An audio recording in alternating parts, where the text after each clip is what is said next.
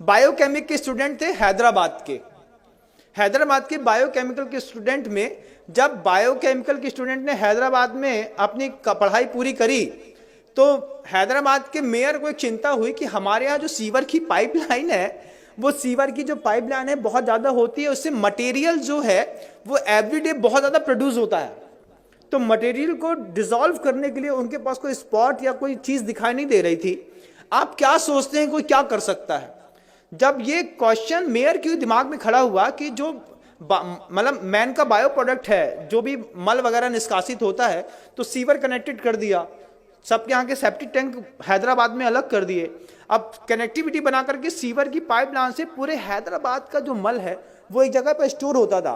तो उसको खत्म करने के लिए क्या दिमाग कोई चलाएगा? तो बायोकेमिकल के स्टूडेंट ने उसमें लिक्विड क्लोरीन डाल करके उस पीले को व्हाइट कर दिया, और पीले को व्हाइट करने के बाद उसमें से उसकी स्मेल गायब कर दी।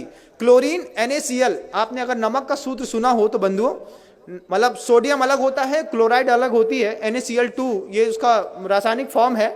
और जहां हम रहते थे पहले HGM, वहां पे Hukumchand jute mill and industries, और मतलब नमक से क्लोरीन बनाने का प्रोसेस वहीं पे होता था। लिक्विड क्लोरीन होती है, पाउडर फॉर्म में क्लोरीन होती है, गैस फॉर्म में क्लोरीन होती है, और सब अलग अलग चीज़ों में काम आती है। जो बांस के पेड़ होते हैं उसको साफ करने के लिए लिक्विड क्लोरीन काम आती है, जिससे आपका पेपर बनता है और जो बिल्कुल वाइट हो जाता है।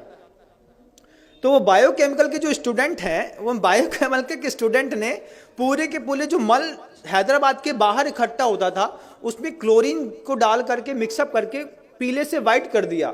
फिर जो वो पूरा एक पेस्ट के रूप में था उसको ड्रायर में डाल करके सुखा दिया, उसका पाउडर फार्मिंग कर दी। और सबसे बड़ी बात तो ये है कि कानपुर की गुटखा फैक्ट्रियों में बेच करके बड़ी बड़ी कंपनियों के गुटकों में पैक होकर के वो मल लोगों को पाउच में अंदर तक खिला दिया। ये ज्ञान के दुरुपयोग का युग है बंधुओं। आपको आश्चर्य होगा, लगता है ना कि हम जिस कंपनी का गुटखा खाते हैं ये तो बहुत फ्रेश है और बढ़िया है। जब आपको पता चले कि बायोकेमिक के स्टूडेंट की इतनी बड़ी करामात है कि उसने पूरे के पूरे मानव के बायो प्रोडक्ट को क्लोरीन डाल करके उसकी स्मेल हटा करके और उसको गुटके में मिला करके उसमें फ्रेग्रेंस मिला दिया। फ्रेग्रेंस का कारोबार कितना बड़ा है कभी आप सोच भी नहीं सकते, कुछ नहीं सोच सकते। और आपको तो खुलते ही साथ ही खुशबू आती है, एक तेज स्मेल। आप किसी भी कंपनी के गुटके को 5 मिनट के लिए एक पानी में डाल दीजिए, थोड़ी देर उसको हाथ से मसल के देखिए, फिर आपको पता चलेगा, जब इसकी स्मेल हट जाएगी फिर उसको खा के देखिए, तब पता चलेगा कि हम अपने मुंह में क्या खाते हैं। उसमें चूना और कांच दोनों मिलाया जाता है कि कांच से बारीक कांच का पाउडर रहता है जिससे आपकी जबान थोड़ी सी कटती है, और चूना उसके ऊपर लगता है तो आपको थोड़ी सरसराहट सी होती है। इसके चक्कर में आप बार बार माउथ फ्रेशनर के रूप में ऐसे पाउच के प्रोडक्ट खाते हैं। बायोकेमिक के स्टूडेंट ने पूरा का पूरा मानव मल उठा करके पाउचों में पैक करके कानपुर की गुटखा फैक्ट्री में जाकर के एक बार ऑब्जर्वेशन तो करिए बंधुओं, तब समझ में आएगा ये गुटखा खाने वाले लोग सुबह सुबह मानव का मल खा करके अपनी जिंदगी की शुरुआत करते हैं। ये बायोकेमिक के स्टूडेंट का कमाल है। हड्डियों का ढेर मिलता है, दुनिया भर की चीजें मिलती हैं। स्मॉल स्केल इंडस्ट्रीज, 3 शब्द याद रखिएगा। क्या?